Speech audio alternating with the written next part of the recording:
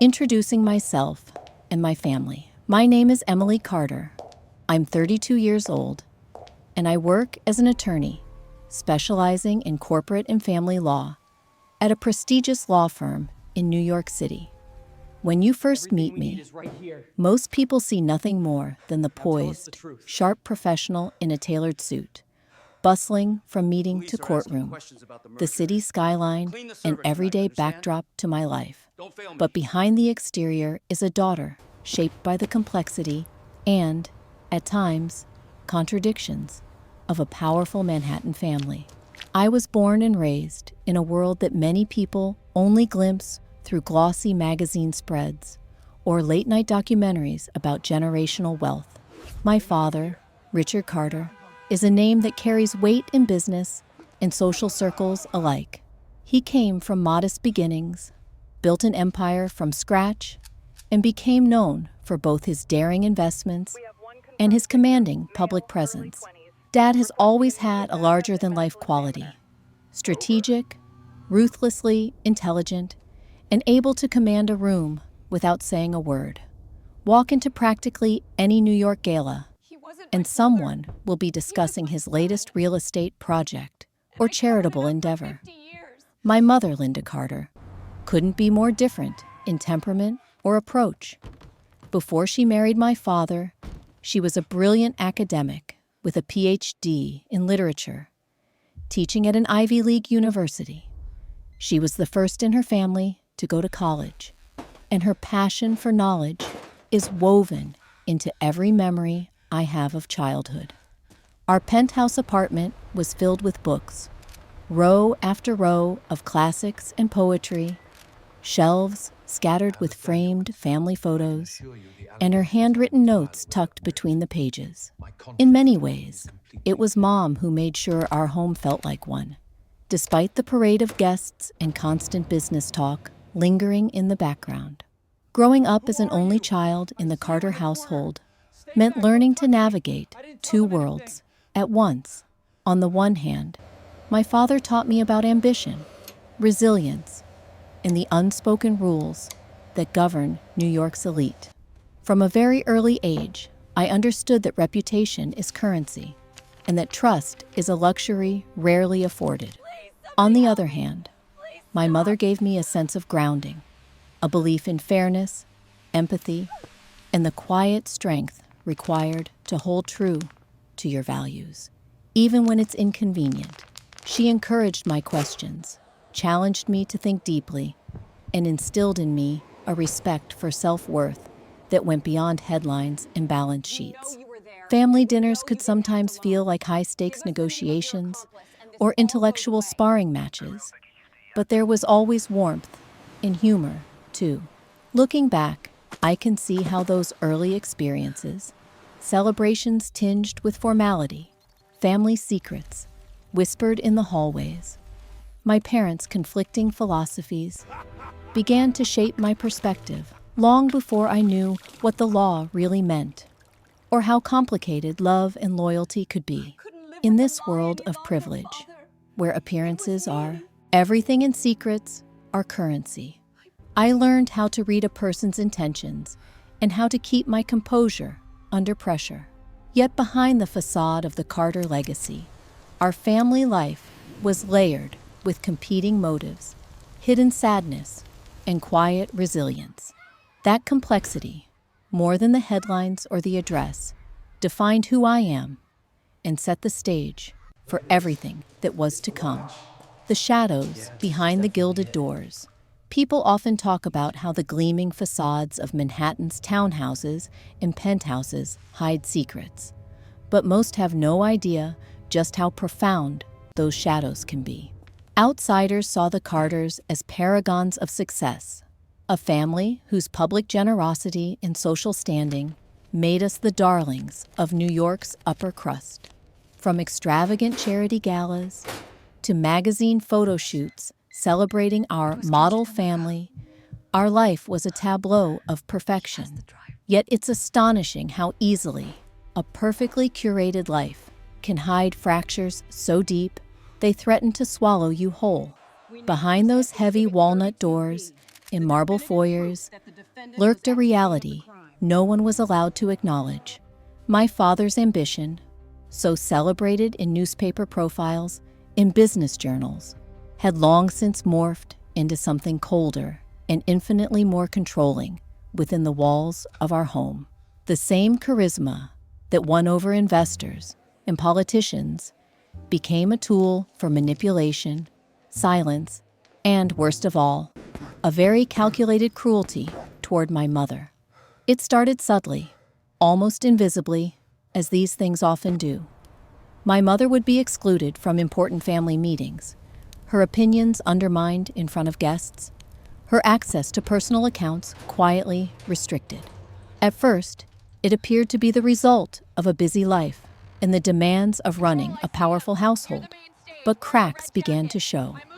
Occasional whispers behind closed doors, small signs of my mother's growing anxiety.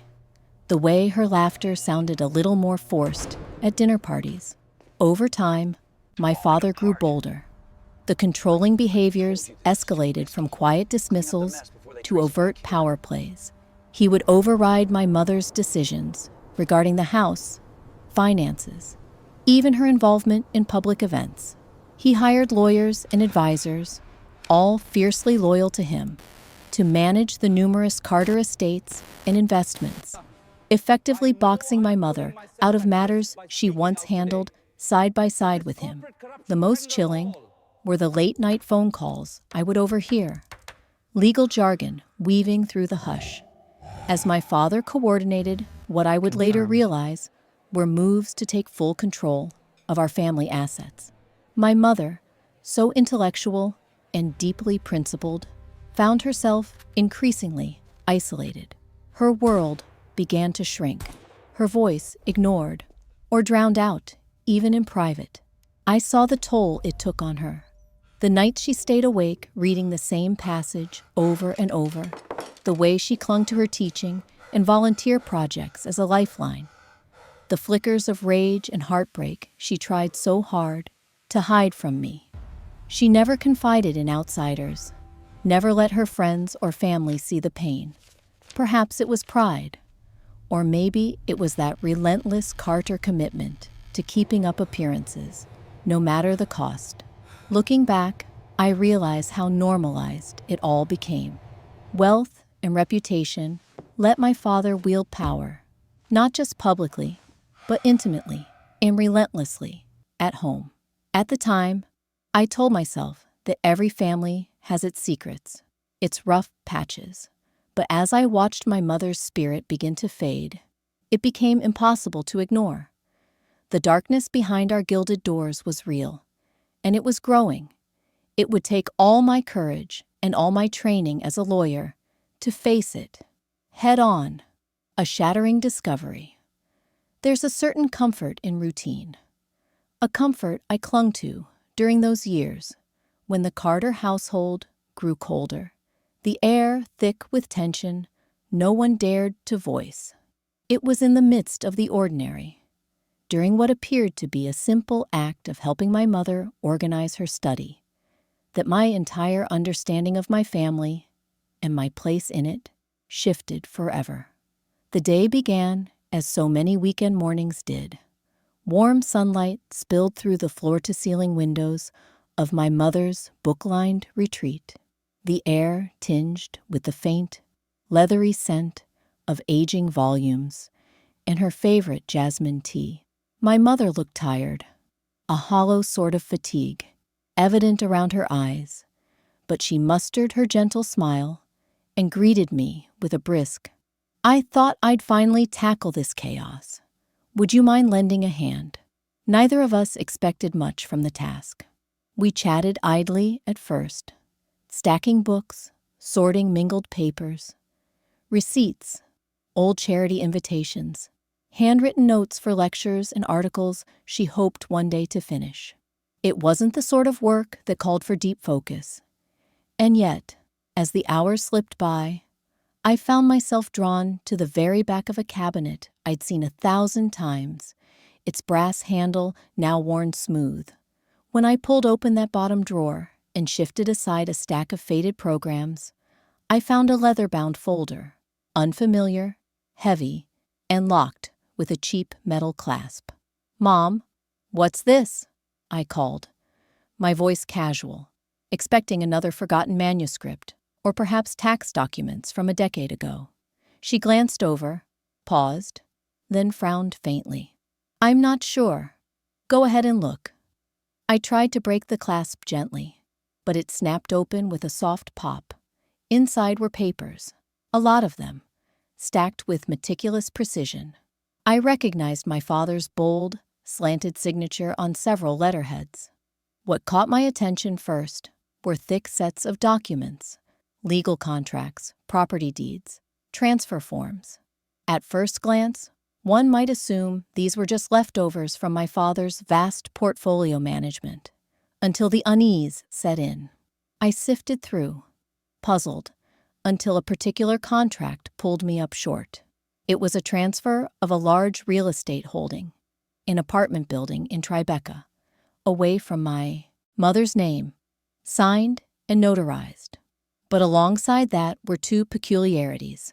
First, her signature, neat and familiar, was absent. Second, pinned to the contract was an email printout, a thread between my father and a man I knew to be his personal attorney. The subject, expedited transfer. No need for Linda's review. Something cold pooled in my gut. I scanned through more papers, bank account changes, amendments to my mother's trust, all missing her consent or even her acknowledgement.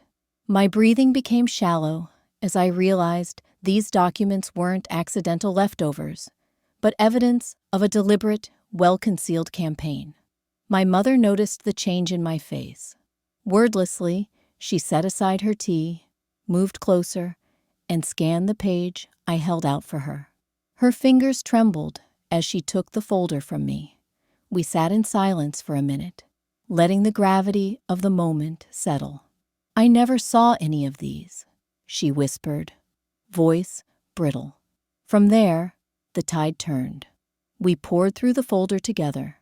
The pattern was unmistakable, a meticulous siphoning of shared assets, disguised with legal jargon, rushed through private lawyers and trusted advisors. There were unsigned beneficiary changes, unexplained withdrawals, and memorandum after memo noting how speed and discretion were critical. None of it was in my mother's style. She was methodical, a believer in long discussions, transparency, and full review. My father's approach, in contrast, was known for rapid movement and absolute authority, a style that, in this context, had become weaponized. What began as curiosity transformed into icy fear. I found myself imagining every gathering where my father's advisors laughed too loudly, every dinner when my mother's voice had been ignored, every time my father had brushed off her questions about some paperwork needing quick attention. I felt sick to my stomach and furious, on her behalf, and, if I was honest, on mine as well. The implications were enormous. My mother wasn't simply being edged out of dinner conversations or informal decisions. She was being systematically excised from her own legacy. Through another stack, I stumbled on emails dating back years. A carefully constructed virtual paper trail. Many were threads between my father's attorney, an accountant I barely remembered from childhood, and more than one unnamed third party. The common theme, keeping my mother uninformed about substantial financial decisions. One email, dated 2 years prior, chilled me most. It read, "Richard, as long as the forms are processed before quarter end and Linda doesn't contest, everything's clear. Let me know if you want me to move forward with the rest." Sitting there, my mother's hand closed convulsively around mine. "I trusted him too," she said softly, her voice half wonder, half grief. It was then that the breadth of my father's deception dawned on me. This was more than a violation of trust. It was a systematic undermining of the very rights and autonomy that, ironically, she had helped him achieve so many years ago. That discovery brought with it a kind of terrified clarity. As a lawyer, I had seen clients, many of them women, confront evidence of betrayal or coercion. I had always believed, perhaps naively, that my own family's education and resources provided insulation. That afternoon burned away the last of that illusion. Practicality took over. I began cataloging the contents of the folder, quickly separating those which would be of greatest legal significance. Unsigned asset transfers, emails explicitly indicating concealment, and internal memos with my father's digital approval signature. My hands shook as I snapped photos of each page on my phone, making backup copies on an encrypted drive. My mother oscillated between numbness and anger, heartbreak and awe. When I looked at her, shoulders squared, lips pressed thin, I saw not only her vulnerability, but the echo of the determination that had propelled her through academia and into the upper echelons of New York society. Underneath the carefully composed facade was a woman refusing to surrender. In the days that followed, the meaning of our discovery expanded with every quiet conversation. My mother and I went back through old emails, phone records, and bank statements. She recalled moments that suddenly made sense. Requests for signatures, in a hurry, unexplained changes to household accounts, the slow erosion of her access to financial decisions. My training in evidence gathering and document analysis, usually reserved for clients and corporate cases, now became a lifeline for my own family.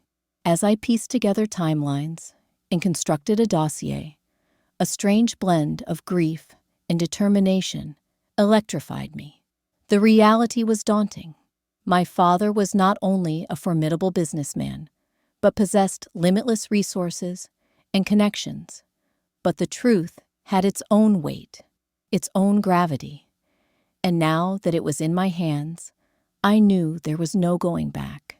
It was in that silent, Sunday afternoon study, surrounded by a lifetime's collection of books and memories, that my mother and I made a pact. We would not look away. We would follow the tangled trail my father had laid, pulling at every thread, documenting every detail, determined to reclaim not just her rights, but her dignity. What I discovered that day was more than evidence. It was the first fracture of a carefully constructed myth. If those walls could talk, I'm certain they would have whispered warnings long before I was ready to hear them. But as my mother straightened her shoulders, meeting my eyes across the litter of legal forms and broken trusts, I understood. This was the beginning of a fight neither of us could afford to lose. The resolve to defend. My mother that Sunday changed everything. I will never forget how the late afternoon sun warmed the study, casting golden lines across the paper-strewn desk where my mother and I sat. For a long moment, neither of us spoke. I could hear her breathing, quick and shallow, and the internal struggle in her eyes was mirrored in my own chest. Pain, disbelief, and the beginnings of anger. For 32 years, I had watched my mother serve as the quiet anchor of our family, never demanding gratitude, rarely seeking the spotlight, always supporting my father's towering ambitions. It enraged me to realize that her generosity had been rewarded with calculated deceit. But anger, I told myself, was not enough, not for the Carters. My mother taught me that righteous outrage alone didn't change the world. Action did. That is why, the moment our pact was made and our shock began to subside, I felt something shift inside me. I looked at my mother and saw not just her suffering, but her resilience, the side of her that withstood decades in circles where she was always too quiet, too principled, too unwilling to play the vicious games of Manhattan's power brokers. There, in the comfort of her beloved books, I made a vow.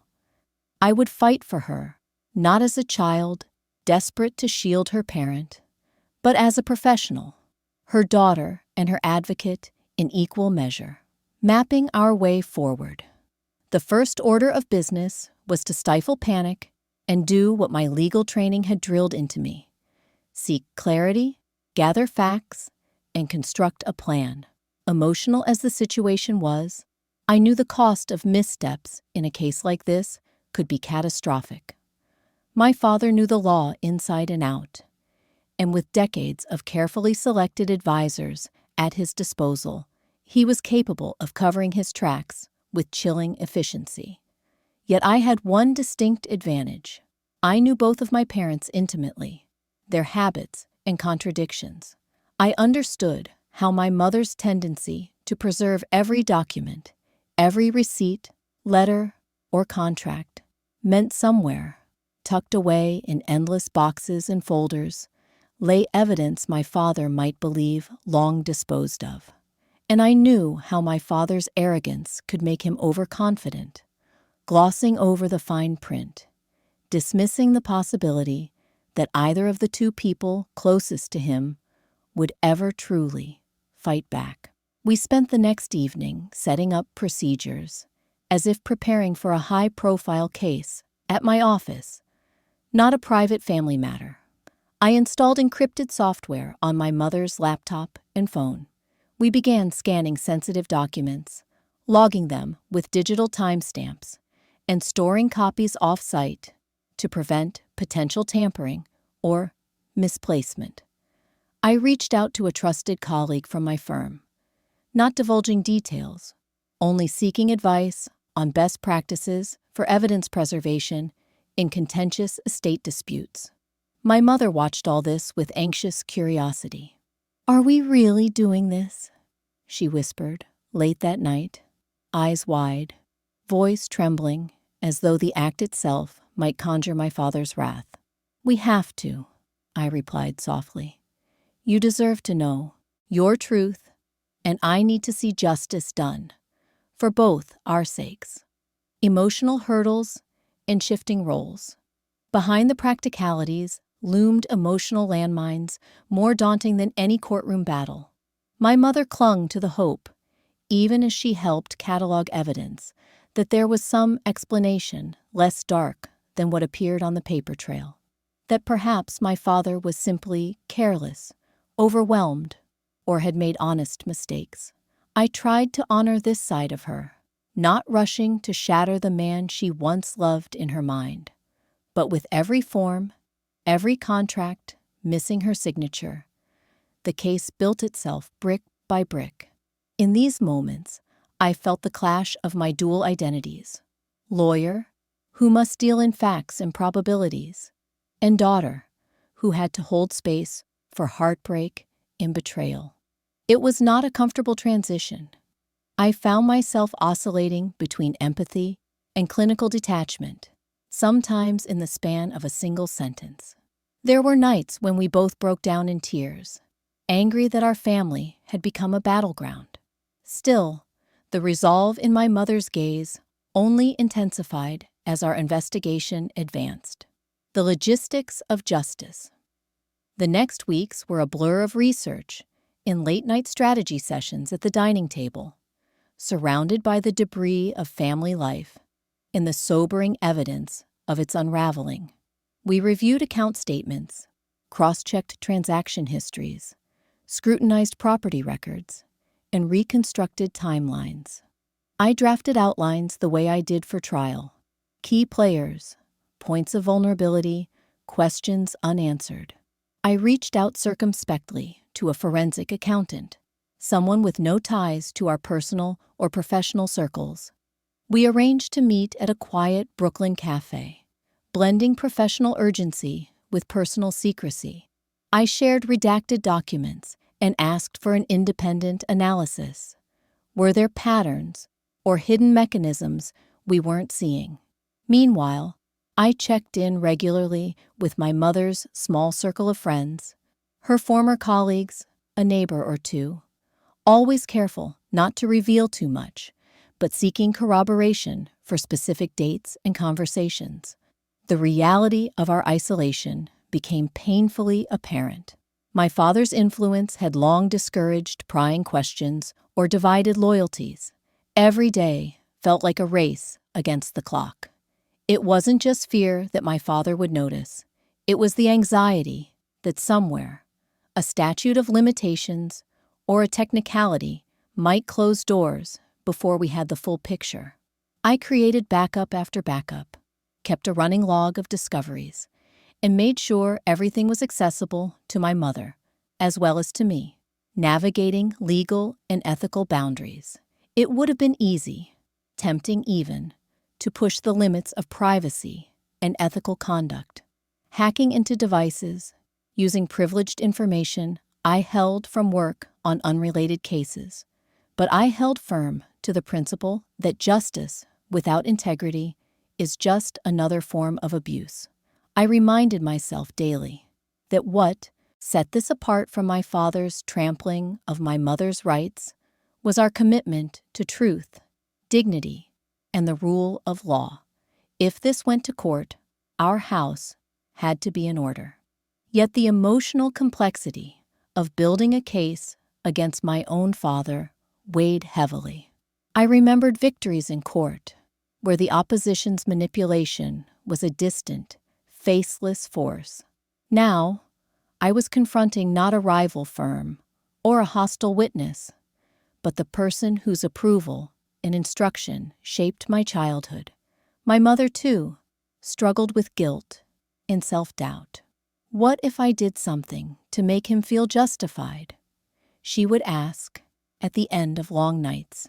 I reminded her, again and again, that partnership and trust are not things to be weaponized, and that no amount of mistake would warrant erasing a person's voice and legacy. Small triumphs along the way, every piece of the puzzle we fit into place, felt like reclaiming stolen territory. My mother's confidence, so battered and frail at the outset, began to return in glimmers. She'd find an old checkbook register and remember a conversation that suddenly, chillingly, made sense. We uncovered letters she'd sent my father, questioning purchases and investments, ones he'd brushed aside at the time. The forensic accountant's first report revealed a web of holding companies funneled through offshore accounts. Nothing illegal, perhaps, but certainly constructed to obscure the truth. I watched my mother begin to own the narrative of her life again. She slept better. Her voice became steadier. She even found the courage to call a childhood friend, reopening connections she'd let atrophy for years out of shame or anxiety. I realized that the process of seeking justice was already transforming her, giving her what my father's grand house and lavish entertaining never could, a renewed sense of agency. Facing pushback and sabotage, attempts, predictably, ripples began to reach my father. He grew terse and irritable at home, questioning what we were so busy with. Statements arrived late. A trusted household employee unexpectedly resigned. We caught subtle but deliberate attempts to restrict our internet access at home, clearly an effort to intimidate or monitor us. I responded by moving critical operations outside, renting a secure mailbox in Midtown, setting up cloud-based uploads through private networks, and communicating with my accountant and legal contact through encrypted channels.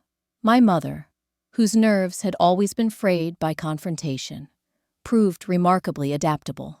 She rose to each challenge as if reclaiming each bit of control, however small, was an act of defiance. The burden and power of telling our truth.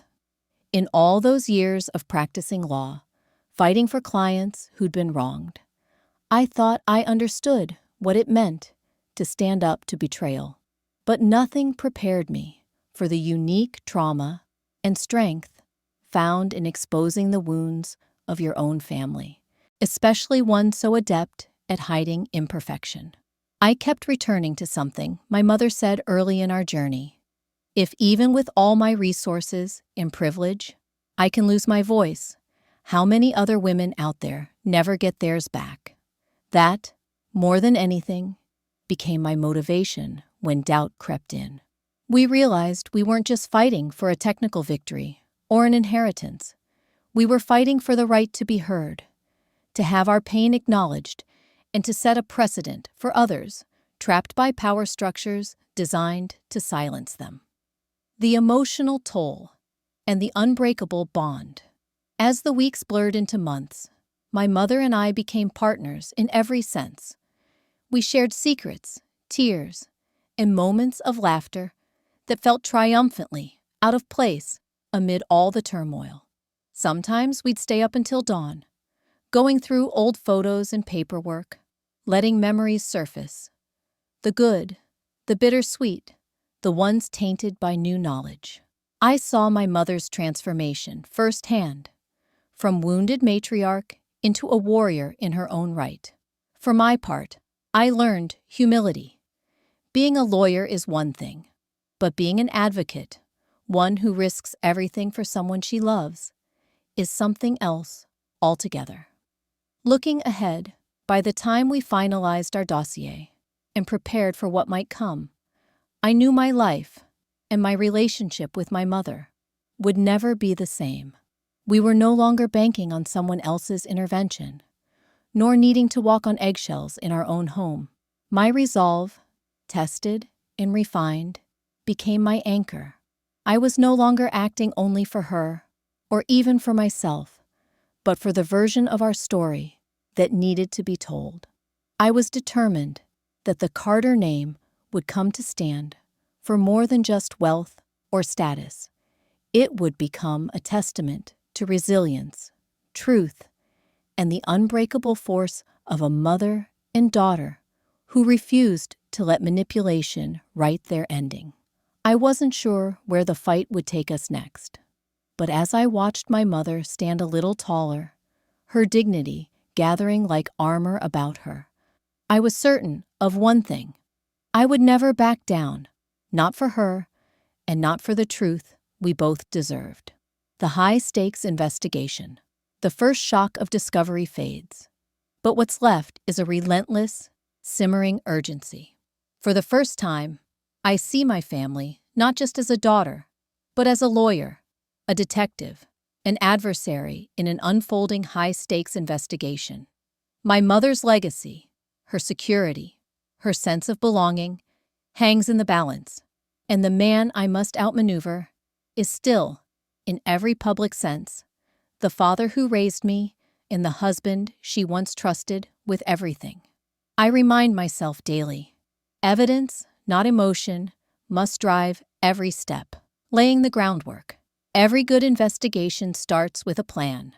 I draw up outlines, case maps, and timelines, just as I do for my toughest court battles, but this time the stage is my own family home.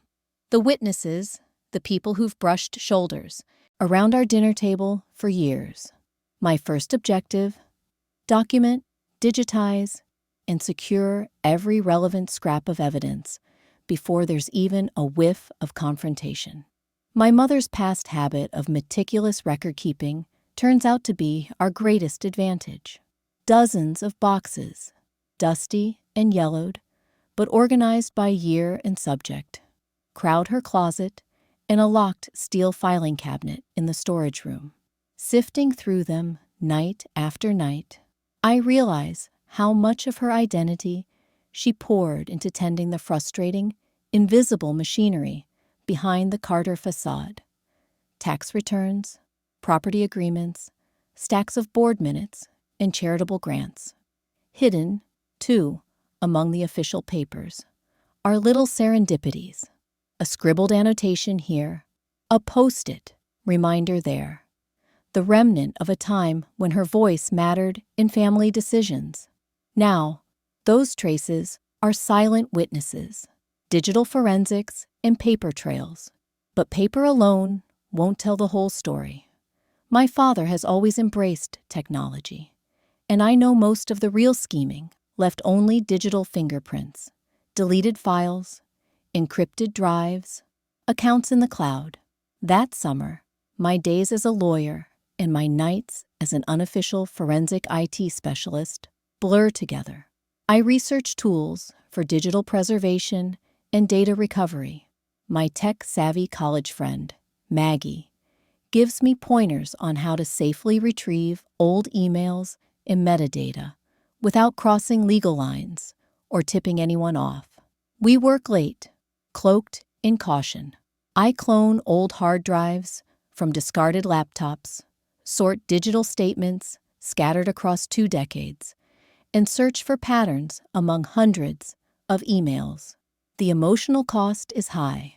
Sifting through these records is like revisiting every negotiation, every holiday, every personal defeat, disguised as mundane paperwork. I see the points where my father's control began to encroach. The moment he changed account access, the subtle shift in meeting invitations, the appearance of new lawyers in family trusts. As we catalog our discoveries, I set up dual encrypted cloud backups, one tracked under my work credentials, and another anonymously, in a jurisdiction where even my father's influence is diluted.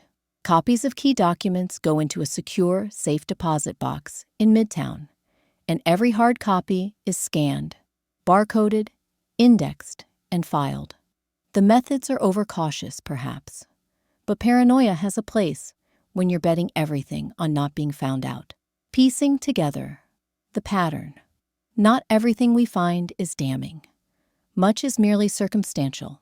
A missed signature, an odd date, a document filed in a new attorney's office miles from our usual firm. But as the puzzle assembles, trends grow impossible to ignore. Each time, my mother was denied access to an account. Each contract that removed her authority. Each emergency meeting where only my father and his cronies attended. These form a mosaic of exclusion. The financial trail is complex and intimidating. My father moved assets through a near bewildering network of shell companies, some registered in distant states or offshore banking havens. The forensic accountant I've retained, Steve, cautious, discreet, and brilliant, explains that this pattern isn't unusual among New York's business elite. What matters, he says, is motive and paper trail. What we're proving isn't illegality, Emily. It's intent in systematic disenfranchisement. We dig for months. My mother, resilient but raw, endures the process with quiet determination. Sometimes she second-guesses herself, wondering aloud if she missed warning signs or misplaced trust. I reassure her, again and again, that victim blaming isn't just unfair. It's part of how abusers keep their power. The human element.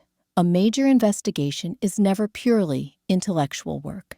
It's built on relationships, intuition, and risk. I start reaching out to people from our past. My father's longtime assistants, estate managers, family friends who witnessed his tight-lipped professional dealings. Some are wary, others are quietly supportive, whispering backups of emails, or confirming my mother was, in fact, excluded from crucial meetings. One former housekeeper volunteers to testify about the time she overheard my father instructing his accountant to make sure Linda signs nothing. Each person holds a sliver of the story, but fear is a powerful deterrent. Some contacts hang up as soon as they realize who I am. Others cryptically warn, "Be careful, Emily. Your father doesn't like to lose." I learned to navigate gray areas, probing, listening, never outright accusing, because an open challenge could trigger countermeasures before we're ready. Meanwhile, in our own home, my father's suspicion simmers beneath the polite surface. He begins locking his home office more securely, spending longer hours in late-night meetings and questioning casual conversations between my mother and me. Small things become signals. An account statement arrives a day late. Our internet access flickers. A loyal household employee is quietly replaced by a stranger. My mother and I start meeting in public parks or borrowed meeting rooms, as if we're participants in a spy novel rather than a family drama. Breakthroughs and setbacks. The investigation isn't a straight line. Sometimes we stumble on a document or an overlooked email trail that fills in critical blanks. Proof of a trust amendment forged without my mother's knowledge, or a series of withdrawals that transferred liquid assets into accounts she never even knew existed. Maggie helps write scripts to cross-index metadata and locate deleted financial summaries hidden in backup files. Steve, the forensic accountant, puts together a damning report showing how assets, once jointly managed, were moved within months to secret entities, managed solely by my father and his circle. The emotional toll is enormous. My mother suffers nightmares, sometimes waking me in the middle of the night with the haunted look of someone who no longer feels safe in her own skin. I do my best to comfort her, but at times I question whether the cost is too high. I keep reminding us both, every shred of truth we uncover is a piece of her dignity reclaimed. Sometimes we hit dead ends, missing bank statements, encrypted documents we can't crack. Former associates now comfortably ensconced on my father's payroll who refuse to help. Legal doubts gnaw at me. Is this evidence admissible? Will a court believe the larger story when each single step is so easy to brush off? There are nights I spiral into self-doubt, wondering if the system that shaped me as a lawyer will fail my mother as a victim, finding allies and new strength in each other. Yet, we gather unexpected support as well. An attorney who once worked alongside my father, now quietly estranged, sends me an unsigned letter confirming that major asset restructurings began without Linda's knowledge after 2018. A distant cousin, herself a firm administrator, offers to notarize our document logs should anything need to be submitted as evidence. Even the local banker, a woman who watched my mother pour her savings into educational charities, confirms that certain signature cards were replaced without proper verification. The momentum grows. My mother becomes more emboldened, taking ownership of our case diary, color-coding files, and tracking dates with a precision that would impress any junior associate at my firm. We begin to feel like a true team, not just family, but allies in a righteous struggle that blends law, memory, and sheer willpower. For the first time in years, I witness my mother assert herself in conversations, gently but firmly staking claims to her rights. Our investigation changes me too. It strips away every misconception I'd held about power, privilege, and family. Lessons you learn only when the law collides with love.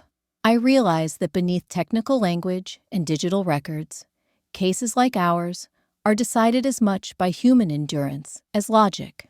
Preparing for confrontation. With every new discovery, the stakes rise.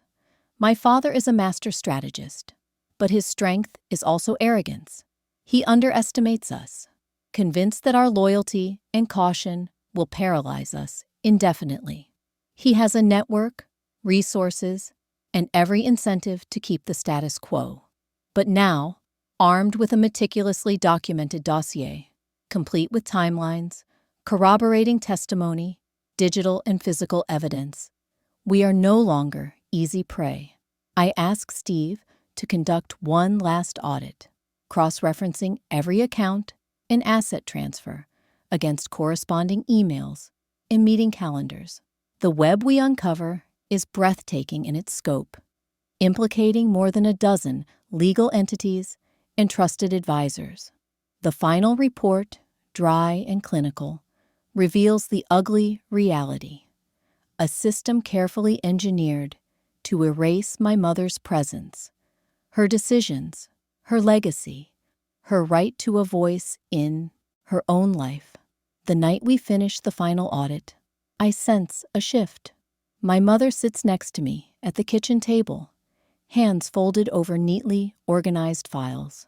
"Whatever happens, Emily," she says, her voice clear, "I am proud of what we have done together." For a moment, the weight of fear and anger lifts, replaced by something new: hope, the cost, and the courage to continue. By now, the investigation's process is woven into our lives. Every day brings challenges: an unexpected legal notice from my father's attorneys, a rumor circulating at charity events about Carter family trouble, an anonymous threat emailed to my personal account. Each attempt to intimidate us is met with increased discipline. We counter every legal move, fortify every backup, and resolve to let nothing scare us into surrender. What I've learned in these months is more profound than any legal textbook could teach. That justice is not a concept you argue for in court, but something you build patiently, painstakingly, in the places most people never see. For every boost of adrenaline when we find a crucial piece of evidence, there are hours of tedium, doubt, or pain. Yet, through it all, our determination grows. The investigation is not just about proving wrongdoing. It's about restoring a woman's history, my mother's history, and ensuring that a system built to silence her is finally forced to listen. A reckoning approaches. As we approach the next stage, preparing for legal confrontation, I reflect on how far we've come. We are battered, yes, and not naive about what still lies ahead, but we are also armed with incontrovertible knowledge, the truth cataloged and ready. I see in my mother's eyes the revival of a spirit I thought my father's shadow had extinguished long ago. For now, our living room remains our war room. Charts overtaking the walls, notes clustered in color-coded folders, hope and worry bound together in every list and file. And as the city lights flicker beyond our window, I know we are ready, not only to fight the legal battle, but to reclaim, piece by piece, the dignity and justice we both deserve. Confrontation in court. The courthouse loomed on Center Street, a fortress of glass and stone, its columns unyielding in the morning light. Manhattan was waking up, taxis swirling below the bench steps, and part of me wondered how many people passing by would ever know that, behind these doors, not all battles played out were about faceless corporations or criminal trials. Some were wars for dignity, waged by daughters for mothers, disputes where winning or losing meant rewriting the legacy of an entire family. This was the day we had spent months preparing for. The evidence was cataloged, witnesses prepped, case law annotated and memorized in stacks of color-coded folders. Still, as I clasped my mother's hand in the hallway outside the courtroom, none of those routines eased the ache of anticipation thrumming in my chest. My mother, dressed simply but elegantly in navy blue, seemed otherworldly calm. But I knew the discipline it took just to stand there. The same woman who'd been systematically erased from her own life by the man who now sat across the aisle, flanked by high-powered attorneys and familiar, stony-faced advisors. My father didn't look at us as we entered. I wondered if he ever would, at least not in the way that truly saw us. Walking into the arena, the courtroom itself was a paradox of grandeur and cold procedural efficiency. Beams of early sun slanted through the windows, casting stripes across the polished wood. Our assigned judge, a formidable woman with a reputation for dispassionate rigor in high net worth estate cases, soon took her seat. She surveyed the parties quietly, taking in the signals, every slight movement, each whispered word between counsel. From the first moment, strategy hung heavy in the air. My father's legal team opened with a volley of motions designed to delay, contesting document admissibility, challenging the credibility of expert testimony, requesting time extensions, citing unexpected evidentiary complexity. The judge, seasoned and unflappable, cut through these distractions, reminding everyone this case was not about technicalities, but the truth, about reviewing the conduct and intent behind each legal maneuver. I rose, palms faintly clammy, to present our side. My voice was steady. Years of litigation experience made sure of that. But my heart pounded as I described my mother's decades of invisible labor, her stewardship of the Carter household and its business affairs, an astonishing pattern of exclusion and asset espionage that followed the golden years. Point by point, I built a case not just of financial wrongdoing, but of callous erasure. The evidence was laid bare. Emails between lawyers about speed and discretion. Account statements showing transfers lacking required signatures. Memos instructing staff to handle all documents without Linda present. A maternal testimony. The moment my mother took the stand was both heartbreaking and electric. I knew she hated public exposure, loathed talking about her pain, and that her humility could be misread as submission. She sat straight-backed, hands folded tightly. Opposing counsel pressed hard, focusing on technicalities, questioning whether she had ever directly objected to certain changes, implying that years of silence equated to consent. But my mother never wavered. She answered plainly. She had asked questions and been dismissed. She'd trusted her husband until trust was used against her. I believed at first these were things being handled for the family. I didn't imagine I needed to check behind every decision, she explained. Her voice trembled only once, when describing the moment she realized her signature had been forged. He knew my handwriting so well. Sometimes I thought he knew it better than I did. What moved the room most was the simple dignity in my mother's honesty. She never played the victim, never exaggerated. She recalled with detail how she was excluded from meetings, financial authorizations, and crucial emails. He said it would be easier for me if I didn't have to worry about those details.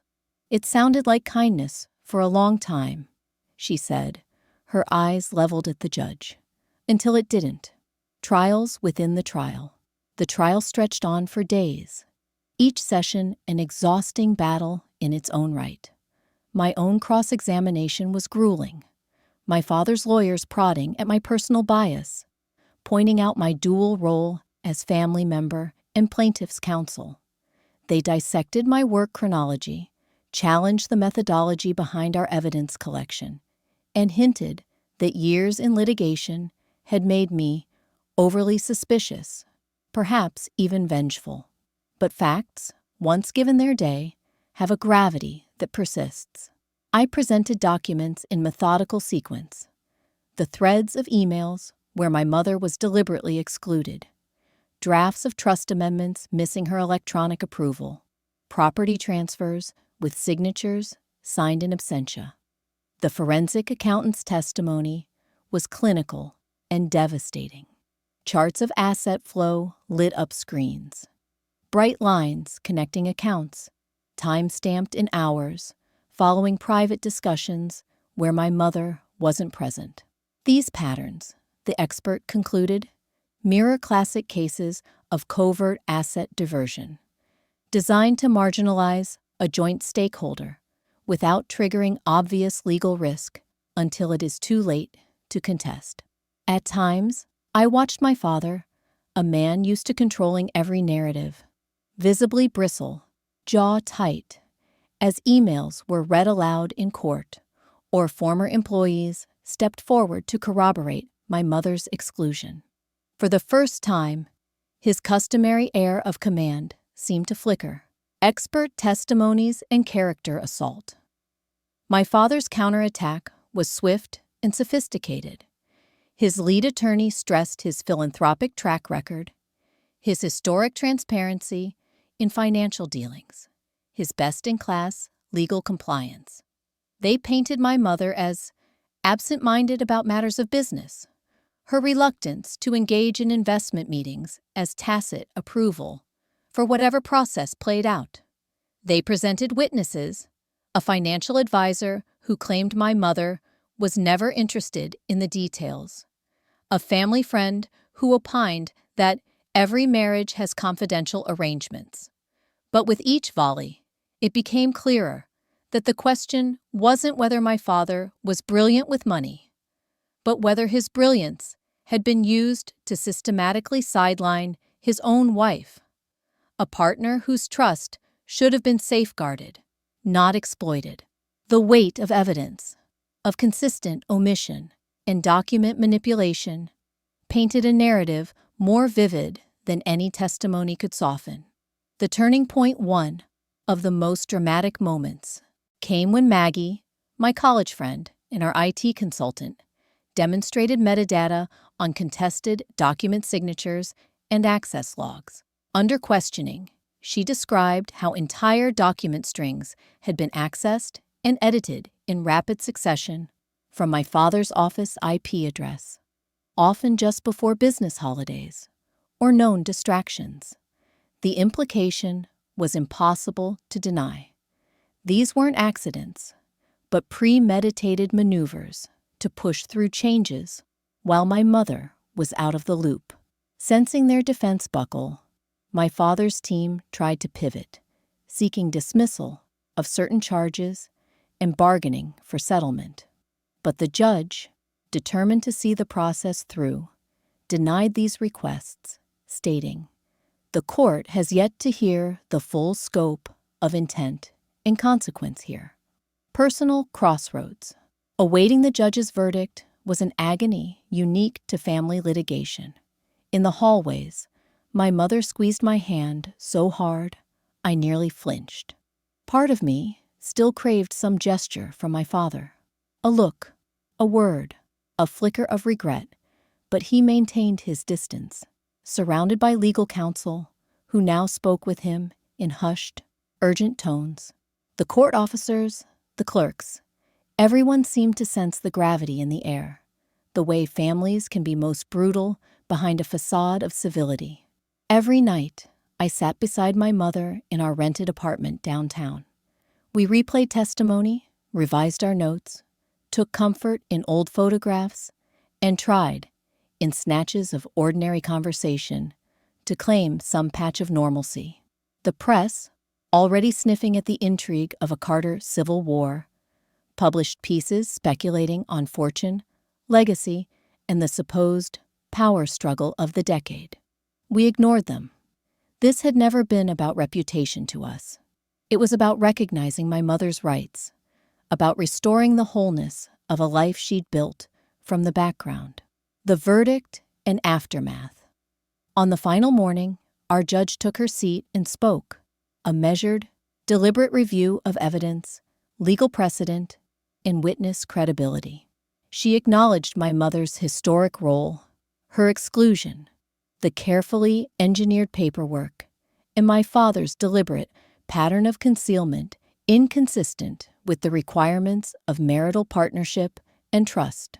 She ordered restoration of property and trust ownership, civil penalties for document fraud, and an independent review of all subsequent asset transfers. The language was clear. Failing to honor the spirit of partnership in marriage, regardless of legal maneuvering, would not be excused by technicalities. There was no room for private reconciliation in that moment. My father, schooled all his life in victorious exits, sat with his head bowed as the judge read the verdict. His attorneys gathered their files, already strategizing motions for appeal. But I saw, in that instant, a man forced to reckon with his own lies, and I saw my mother, dignified and exhausted, finally allowed to be the architect of her own future. Tears stung my eyes, not for victory or revenge, but for relief. A generational spell broken, a world set right in at least one important way. For my mother, there was no gesture grand enough to undo years lost to erasure. But there was hope. Hope that moving forward, no one else in our family would pay the price for someone else's ambition or pride. We walked out of the courtroom into the blinding autumn sun. My mother's steps were steady, her silence saturated with the weight of a chapter closed. "You did it," she whispered, squeezing my arm, but I shook my head. "We did it, Mom." A lasting legacy. The court proceedings forged a bond I had never imagined with my mother, one tempered by fire, but built to last. Our story, though played out in headlines and legal filings, was not unique. I knew, as did the judge. It mirrored struggles faced in quieter homes all across the city. What distinguished us in the end was the refusal to sign away our dignity for comfort, to let silence or shame dictate the fate of our lives. Standing under the crisp Manhattan sky, I realized that our fight had never been about destroying my father or relishing his unraveling. It had always been about reclaiming the truth, about ensuring that in the ledger of our family, my mother's voice would finally be entered on the right side of history. And as the city bustled on, unknowing and indifferent, I vowed to carry that lesson into every case, every client, every future challenge. Justice begins in the places most people are afraid to look for it, sometimes within their own families. The conclusion: a journey to restore justice. When I look back now, even just months after the verdict, the memory of that grueling legal odyssey has a strange, almost surreal quality. There are days when the courtroom's fluorescent lighting and the weighty hush of anticipation feel like a distant dream. But the echo of what we accomplished, the battle my mother and I fought, the legacy we rebuilt from the wreckage, remains vivid, etched into my mind in ways no ordinary experience could ever leave. The unraveling and the aftermath. For the Carters, everything changed overnight.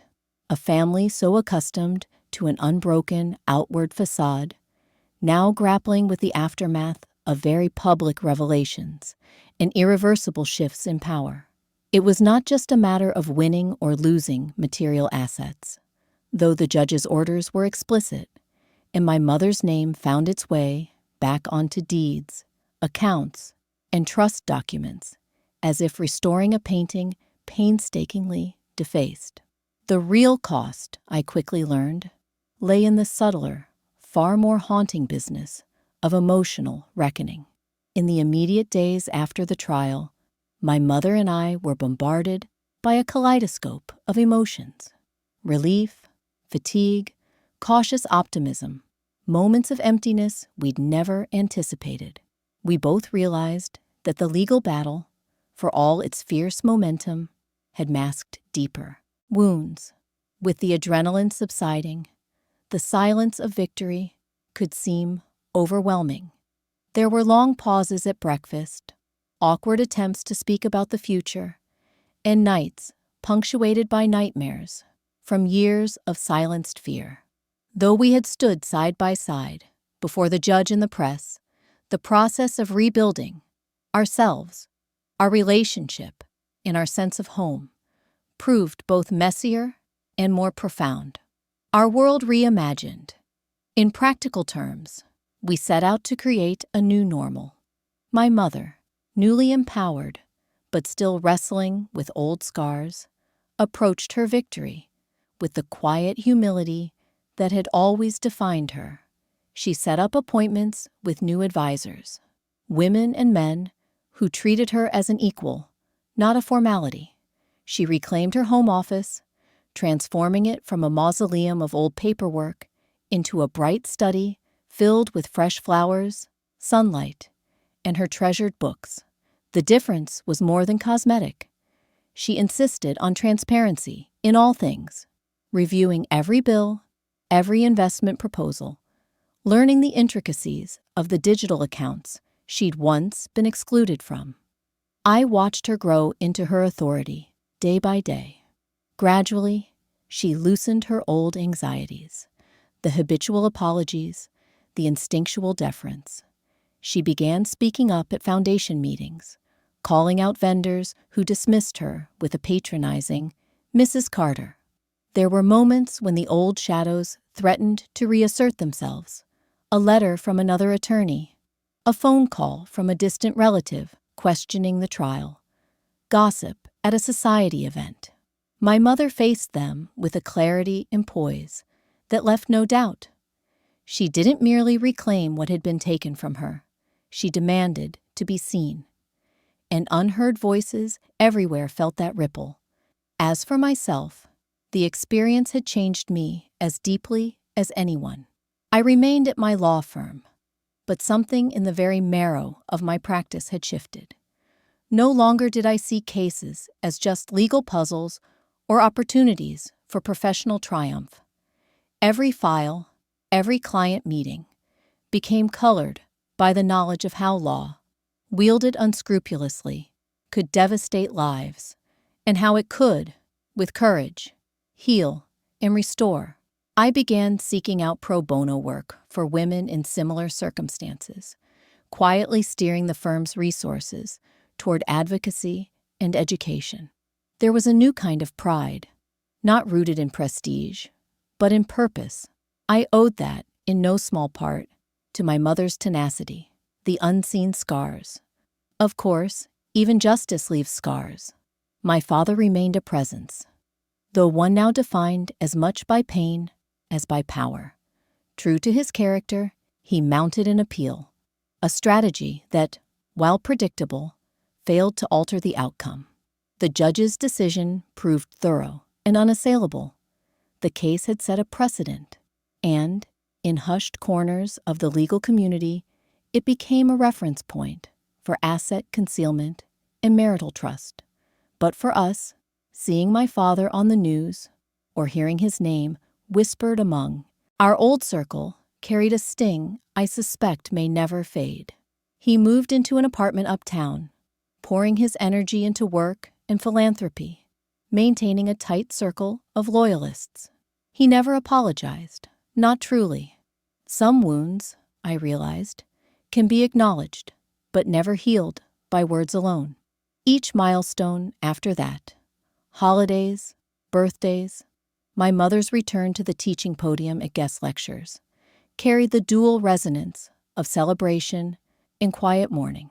Family friends chose sides, and some relationships were changed irreversibly. Yet, in a way, the loss of refracted, inauthentic friendships liberated us.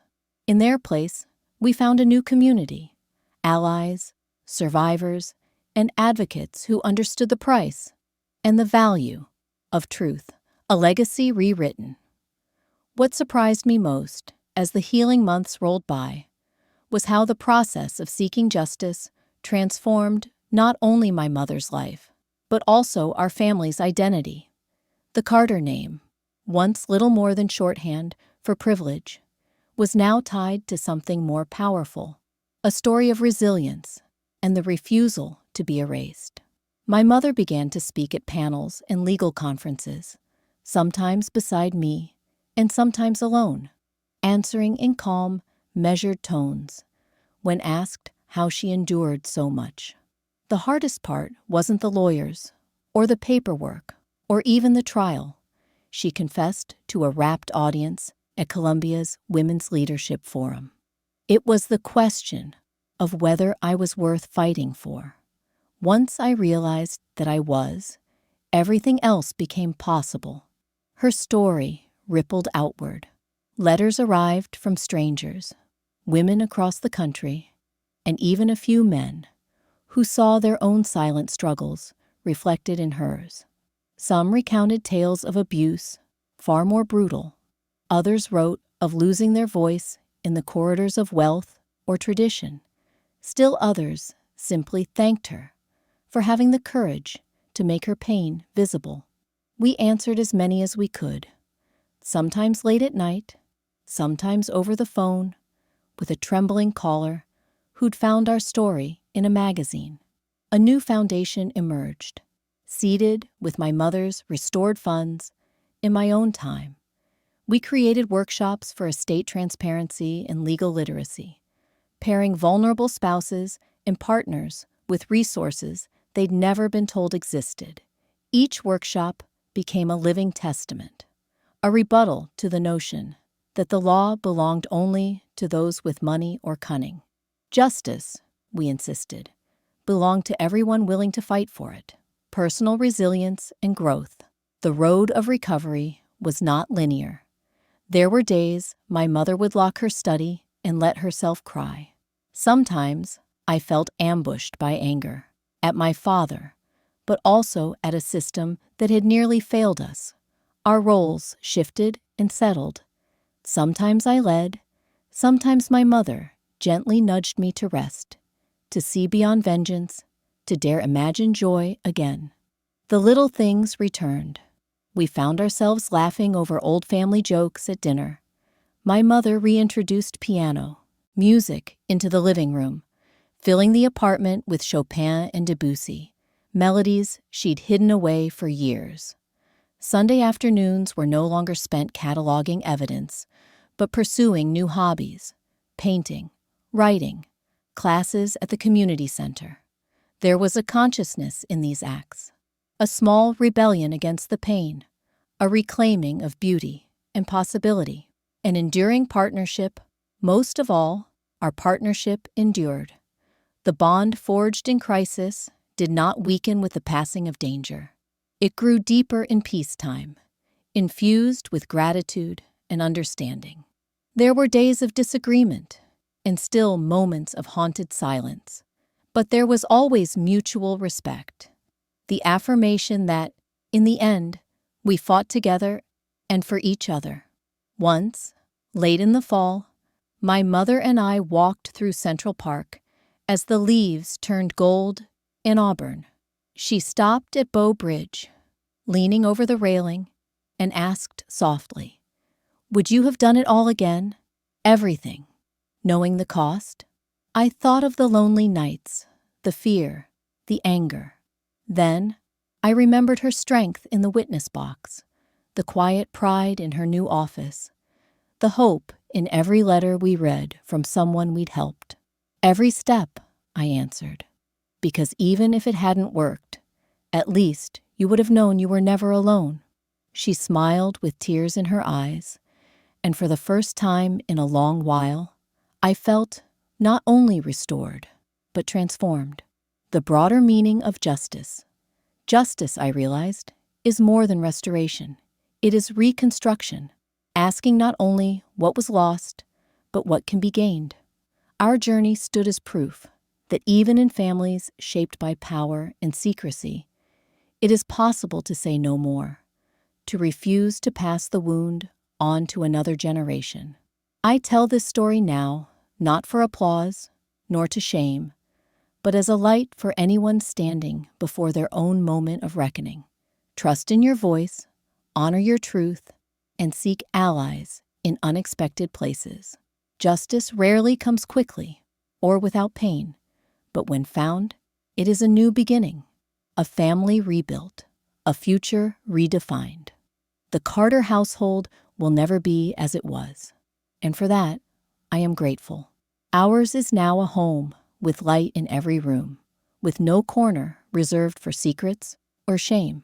My mother and I have become, in a sense, architects of a second life. I hope our courage becomes a legacy, not just for our family, but for all those afraid to challenge the invisible lines that limit their worlds. As I sit with my mother on the terrace overlooking the city, I no longer see only the skyline of a world we once navigated as strangers, but a landscape of possibility. Our journey to rebuild justice was neither simple nor quick. It required everything we had, and everything we almost didn't dare to claim. But in the end, we discovered the truth that cannot be taken or erased. Justice, once fought for, changes not only what you own, but who you become. And that, above all else, is the inheritance I cherish most.